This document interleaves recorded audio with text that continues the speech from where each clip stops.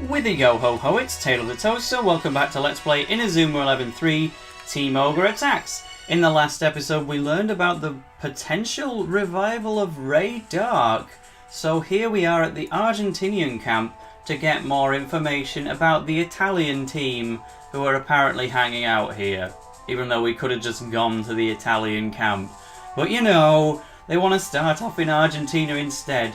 We'll save the sightseeing for later. And I agree with that, dude, because actually this portion of the game requires a surprisingly high deal of figuring out what to do. So, although I want to show a couple of lines of dialogue along the way to show what the regional dialect is like, I'm not actually going to be just wandering around exploring like I normally do. Actually, I want to go in the specific order which shows you exactly what you need to do, because the Argentinian camp, there's quite a lot you have to do before you can leave it, and it all requires quite a lot of wondrous, meaningless wandering around, but I know the order. So first, we want to head to the statue to talk to the Italian team. You're from the Italian team, aren't you? We've got a few questions we'd like to ask you. Cosa, what? You've got some nerve just to come strolling up to us. Where's our coach? What have you done with him? Parla, tell us, or else... What's the matter? Why are you angry at us? Basta ragazzi, cut it out, guys. What do you think you're doing? Paolo! Look at the fool in goggles. C'è buffone. He looks just like the guy Gigi said he saw. Non è vero, you're wrong. Inazuma National are a team with honor. You can tell from the way they play. Please let me apologize on behalf of my teammates. Mi dispiace molto. What's going on, Paolo? You have to tell us. The other day we got a message asking for the whole team to gather. It was from him.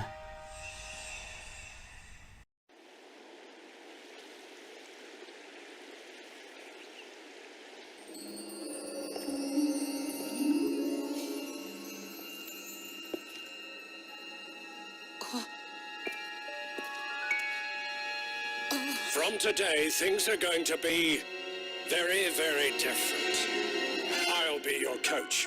You will call me Mr. D. Is that clear? Cosa? This is our new coach?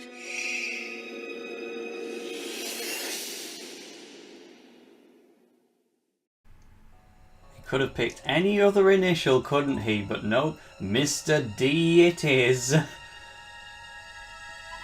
Signor D, allora, who are they?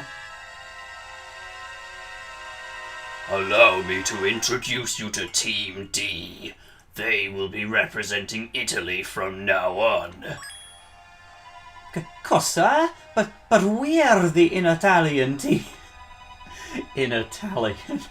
Prove it. If you're good enough, you won't have any trouble beating Team D, will you?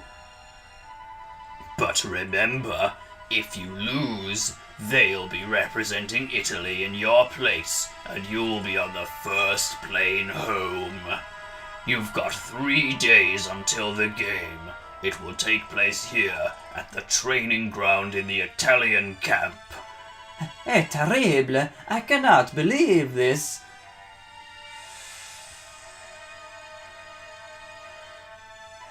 We decided to find out more about the Signor D. We discovered that his real name is Ray Dark. So it is him! Ray Dark's the man in the picture, and he's up to his old tricks again. Now we're looking for the real coach of the Italian team, Coach Gianni. He went missing around the same time that Signor D appeared. Just before he vanished, we saw Coach Gianni speaking to a mysterious young man. That's right, and he looked exactly like that guy in the goggles. What? He looked just like me. What have you done with our coach? You're working for Signor D. Parla, admit it. The plot thickens. It turns out the one who's been hanging round with Ray Dark was Jude Sharp all along. Well, I suppose we shouldn't be surprised. You are his masterpiece after all. Shut it. And there you were accusing me of being in league with Ray Dark. Maybe you need to take a long hard look in the mirror. Stop it, both of you, that's enough. Can't you see? This is just what he wants. He wants us to be suspicious of each other, but I trust both of you. Caspita, it looks like our team isn't the only one involved with Signor D. We heard there's, comme se dit, a man in the know here. They say nothing happens on Leocott without him hearing about it. We thought it would be a good idea to speak to him, but we cannot find him. Well, we're happy to help. The more of us that there are looking for him, the quicker we'll find him. Davvero? Really? Thank you, Captain Evans. Grazie mille. Sei pazzo? What are you thinking, Paolo? Why are you asking them for help? Tranquillo, Gigi. I told you already. You can trust this team. Let's start by seeing if anyone knows about this man who knows everything. Forza! Let's go, Captain Evans. And indeed, Paolo Bianchi is actually going to trail behind us. He's not playing in the football matches or anything. But we can walk around the Argentinian scene with him. And meanwhile, it always comes as a surprise, but we're off to 20XX again. And I'm going to just straight up tell you something now. Maybe it would be considered a spoiler, but you know how, Coach Hillman is here in the future, somehow still alive 80 years from now, and now he's evil? You'd think something as silly as that would actually be explained, wouldn't it? In the meantime, they're talking of using radar to manipulate the past.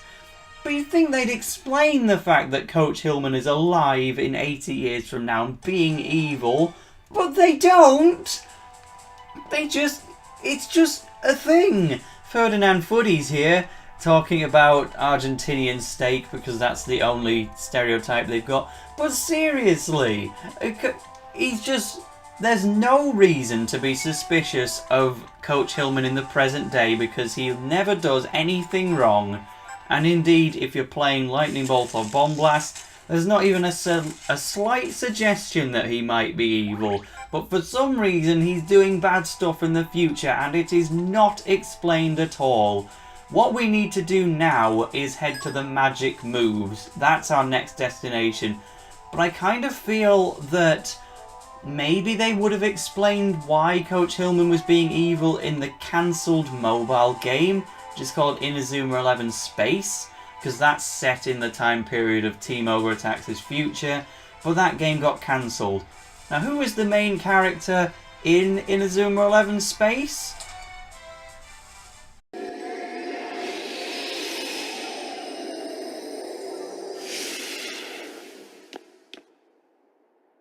It. Wow! So this is 80 years ago, huh? When Great Granddad was around. I can't wait to have a look around.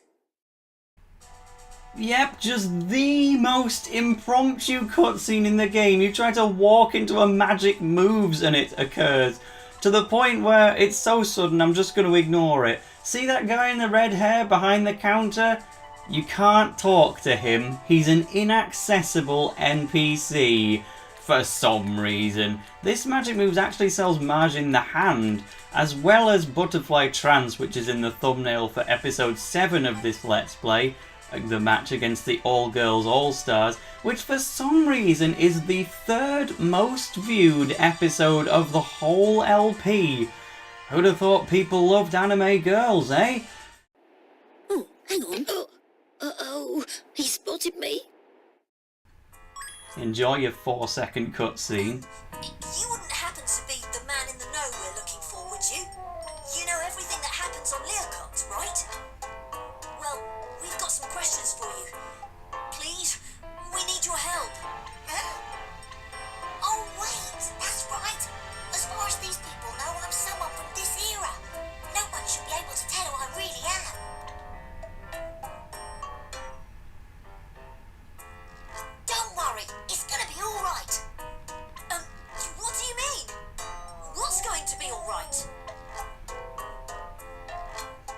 I've got an appointment. Bye. Meanwhile, the actual man in the know was not Canon Evans, but it was some guy disguised as an old man. Aurora, who was that boy? Have you something to ask me? You've got to say the magic words, then I'll tell you all you need to know. So that's the next part of the quest. Ignoring Canon Evans, ignoring the captain of Team Ogre, who's just sat at the table worrying about Canon Evans displaying the aura of a different timeline and then disappearing, etc, etc. Ignore all that. The actual objective of the game is to find the magic words. So what you need to do, you need to go to the left-hand side of the map. We still haven't been to the top half of the map yet. We need to specifically to speak to this woman who says, "To the carved suns along the Wye you must go, to stop and think about how time flows. At the hour of 6 lies what you wish to know." And so that means we finally get to head to the top half of the menu, the map. You've probably already visited there at least once if you were just wandering around blind like I was. I'm going to keep this battle in actually because I want to show off the new move that I gave to David Sanford.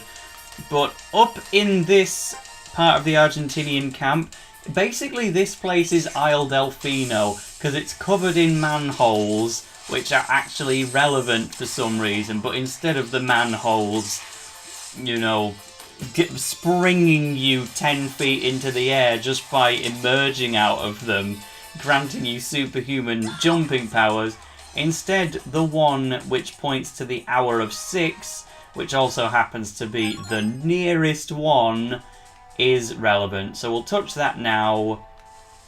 Oh, it hasn't done it yet. Now it worked.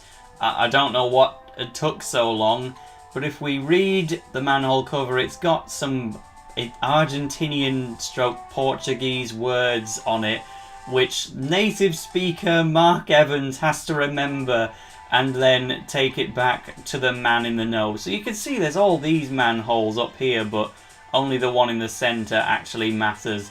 There's also a cool kit in the centre. I might as well pop in, I suppose, but cool kit never sells anything I've ever wanted, so I'm just going to leave. I don't buy equipment, it's not really worth it. So now that we've already forgotten those Portuguese words, let's go back to magic moves and tell the man in the know what we've learned.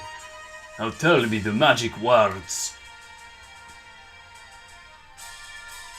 Vivan los Emperadores! Long live the Empire! That's right, Argentina are sure to win. Your pronunciation is terrible, by the way. Thanks very much. I take a lot of pride in my awful Argentinian accent. Impossible. How could you know that?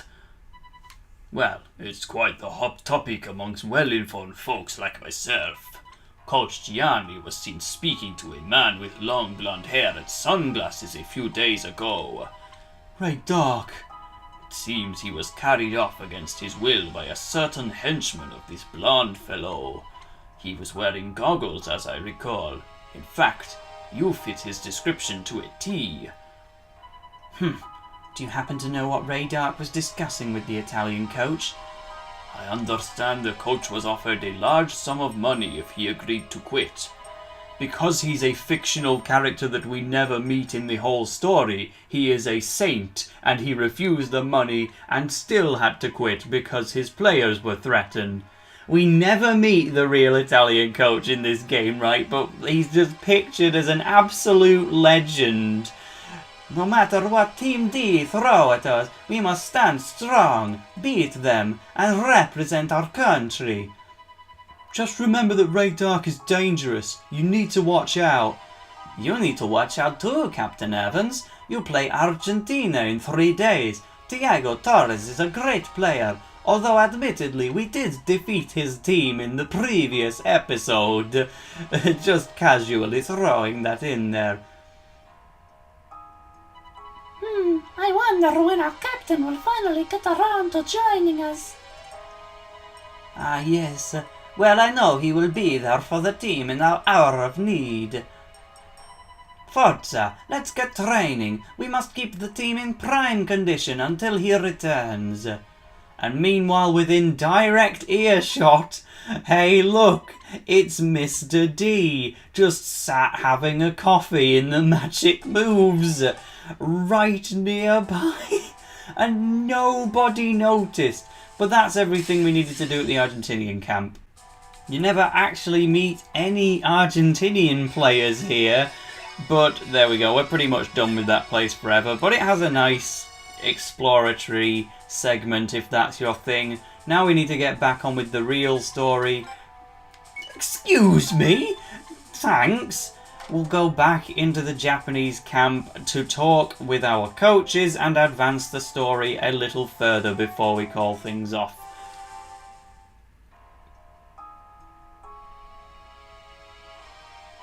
So it's true.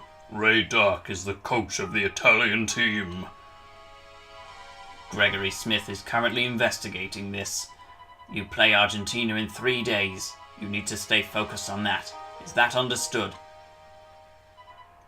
Yes.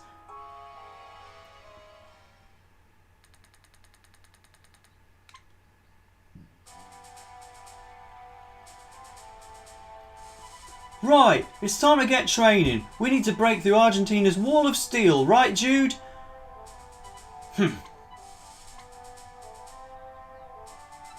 It's time to get training, everyone. Gather down at the pitch and let's get started. Never had 2 lines of dialogue consecutively where no words are actually spoken. We will get to the practice. We will get to the training pitch to do some practice. And that's all we'll do in this episode. But to be fair, this is a pretty funny training scene. You can see Axel, Xavier and Austin Hobbs doing some training over there.